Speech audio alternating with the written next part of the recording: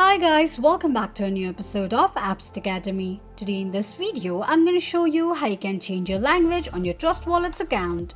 Keep watching the video till the end. To change your language on Trust Wallet, firstly go ahead and launch open your Trust Wallet application. The home page of Trust Wallet application will appear on the screen. From the main home page, tap on little gear icon at the top left corner of the page. You will end up on the settings page of your Trust Wallet's account. Now tap on Preferences. Choose the language that you prefer and tap on it. This is how you can change your language on Trust Wallet's account quickly and easily just in few steps. If you have any thoughts or queries, let us know in the comments section. Don't forget to subscribe to our channel. Also press the notification bell icon so that YouTube will notify you whenever we post a new video. I hope this video was helpful to you. Thank you so much for watching.